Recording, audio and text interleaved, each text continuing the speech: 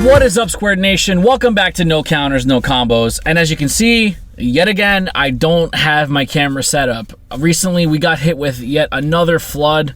And just when I think I'm ready to put my stuff back together, Mother Nature comes a-cracking back. Now, small disclaimer for those of you who have, had damages to your home because of the flood.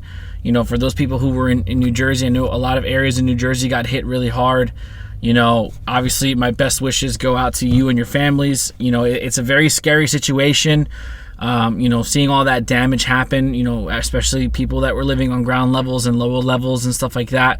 I just want to, send you guys the best wishes, send you guys some positivity, and, hopefully that you came out of it, uninjured. And, even though I know there was a lot of loss and a lot of damage, for materialistic things and homes and stuff like that, and some people did lose their lives. It's very unfortunate. I just hope that at the end of the day, everybody tried to stay as safe as possible, and we can try to move on to, brighter things in the future. But with that being said, I was planning on putting my studio back together, but I did get a little bit of water down in my basement again, and I'm just not comfortable putting my stuff up there, for the inevitability of it getting damaged again. So we're going to just power through here. Today we're going to be talking some tech, and recently, with the introduction of this emergency ban list that Bandai has graced us with, I've been experimenting with a lot of quote-unquote bad cards, and some of these bad cards are amazing. That's like the best way I could put it. The card I'm going to be talking about today, for all you green players out there, is Majin Buu Unadulterated Destruction. Now, when this card was revealed as part of the Set 14 release, a lot of people pooped on it because, it technically was probably an unplayable card, especially the way the meta was. You weren't going to get to turn 5. Not with King Vegeta running around, not with Dark Broly running around, not with aggro Sin Shenron running around, not with a lot of different, decks that were able to free play and just kill you before you got to 4 energy, let alone 5. But now with a slower format, now with a ban to a lot of free play, not all free play, but a much more limited free play card pool, people are kind of positioning themselves to a more turn 4, turn 5 game. We just got out of a format where it was very turn 2, turn 3 heavy, and some decks were killing turn 4. But now I can confidently say that we're in like an average turn 4, turn 5 meta. And some games I even see getting to 6 and 7 energy. So that's kind of crazy. So let's look at Majin Buu. He's 5 restricted greens. So you're going to play this in a mono green deck. You really have no choice. He's got Deflect and Revenge. He's a 30k attacker, 0 cost, 5k combo. Permanent. While this card is in rest mode, your opponent can't attack your leader card unless they choose 2 cards in their hand and discard them each time. So it's kind of like a floodgate. It doesn't stop any attacks or anything like that, but being in rest mode, it's kind of an upgraded version of the Xeno Buu that we got from the Ultimate Toa structure deck. It's a very similar effect. That Buu, however, is only once per turn, where this is a permanent every time they swing, so it's nice. It kind of gives your leader built-in protection. Also, it has Revenge, so if they try to go at it and be all slick with a battle card, they're most likely going to lose that battle card, especially because Revenge ignores Barrier. Auto, when this card is played from your hand, choose all other non-token cards. Now, I'm reading this slow on purpose. Choose all other non-token cards. Shout out to you, Nate. Ignoring Barrier. Negate their skills and place them in their owner's drop areas. Your opponent chooses 2 cards in their hand and discards them. And if your leader is a mono green Majin card, place those cards under your leader. So let's unpack that, line for line.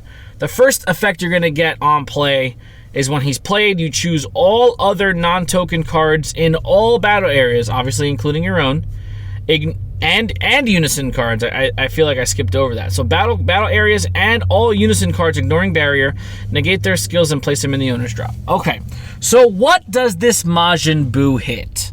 So for 5 energy, this is, in every sense of the word, a reset button. You're getting rid of your battle cards. You're getting rid of your unisons. You're getting rid of any field cards that you might have, because field cards are in the battle area. They do not get away or around this Majin Buu effect. And you're also doing the same thing on your opponent. The only thing you're not getting rid of is tokens. Now, in the Majin Buu deck, obviously this makes sense because it spams out tokens. But in any other deck, this is just a big old reset button for 5 energy. But we have another skill.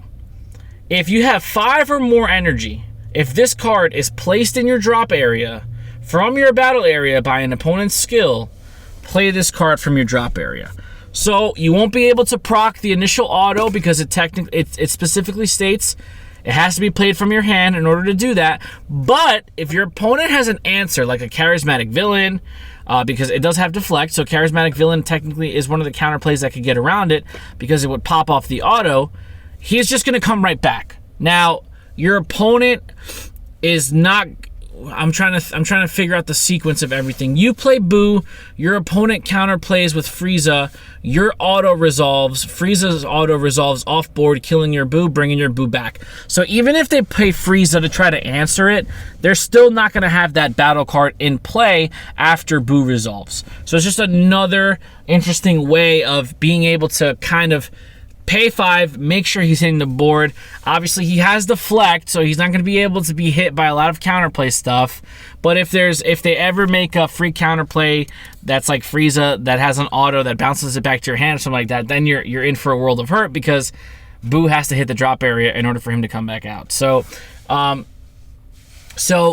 basically, he's a board wipe for 5 energy. And the way the format is going right now, especially in green, a lot of people are playing King Cold. A lot of people are playing Buu, especially Buu, because it's new. And some people are going to be playing OG Broly. You know, I've been playing Videl, which is, it's a green deck, but it's essentially just Weenie Rush. So it could be any color. It doesn't really matter. But I tech this in my Videl decks because if I need to play a slower game and assure myself to get to 5 energy and just hit a reset on the board... The thing about Videl is late game, I could rebuild up all my resources where a majority of the time my opponent would have probably already exhausted all of theirs. So it's a good way for me to play catch up.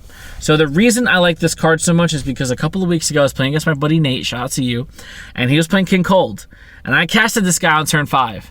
And lo and behold, I got to blow up all his field spells, all his extra card field spells, because they do not get around Buu. So essentially, if you get rid of whatever the name of the field spell it is that King Cold starts with, the 6-drop that makes all your extra cards 1 less, if you get rid of that, essentially King Cold can't play the game, right?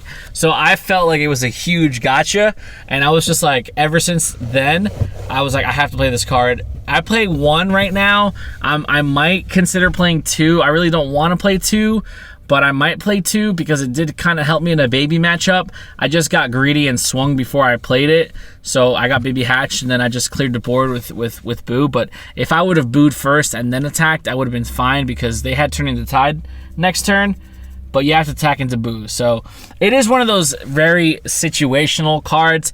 But if you're in dire need for a hard reset and you're in green, I really don't see the harm. At worst, he's a free 5k combo. Or you could just charge it. Like if you feel like you're never going to play him effectively, you can just charge it. Now, I wouldn't go and windmill slam this guy onto the table as soon as you get 5 energy, because it depends where you are in the state of the game, right? Like if you're playing the resource game with your opponent and you just have more on board than they do, or if they're trying to fight for board and you don't have anything, you need to make the proper determination as to when to play this card.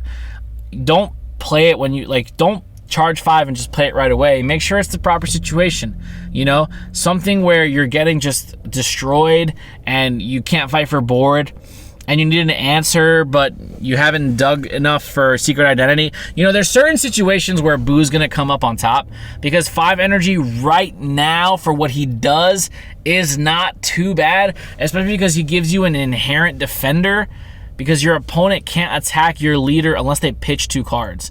And at that stage of the game, they might they might not be able to do that, or they might not want to do that. You know, they might not be able to ensure themselves a kill, you know, if they don't have enough resources in their hand. And if they go ahead and go into the Boo, he has revenge. So he's going to get around pretty much any battle card, you know, that's going to attack into him. So I like this card. You know, it's going on TCG Play for like $3 right now. You know, pick up a playset. Why not? It's a really nice gotcha card. I play it at locals all the time. It's in my 51 for Videl. I would not sleeve this card up if I was playing Videl on a regional level. I 100% would not, because there's a side deck available, right? In a best of 3, you have a side deck, so I would just play side deck options. But as a one-of in my current 51 for Videl, giving me a 5 energy board clear, essentially, and a big, like, feels bad for my opponent, like, that's where I get the enjoyment out of playing this card.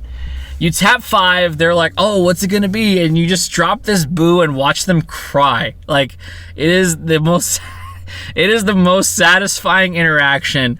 And I hate to keep like bringing Nate into this, but man, I felt some type of way when I played this against Nate. Like, he was just so deflated, and we both didn't really understand the card to the fullest until we actually read it, and it was just like, yeah, you got me. So that's what Tech Talk is all about, right? It's all about finding these fun, you know, nifty interactions, and, you know, for cards that normally don't get to see the light of day. You know, I really am a firm believer in the philosophy that there's no such thing as a bad card, like actual bad, like the definition of bad. There's no such thing as a bad card. Like, yeah, there are cards that are lackluster, and there are cards that aren't going to see as much play, but in the right situation, I feel like every card kind of has its merit, so to speak. So, you know, that's just me, you know, approaching this game the way that I do, and I definitely recommend you guys try this in your green builds as like a one-of, just to see if you can pull it off. But don't forget to like, share, comment, subscribe, and please hit the notification bell so you can stay up to date with everything No Counters, No Combos. We really do appreciate the support, and we'll see you guys in the next video. Be there or be squared.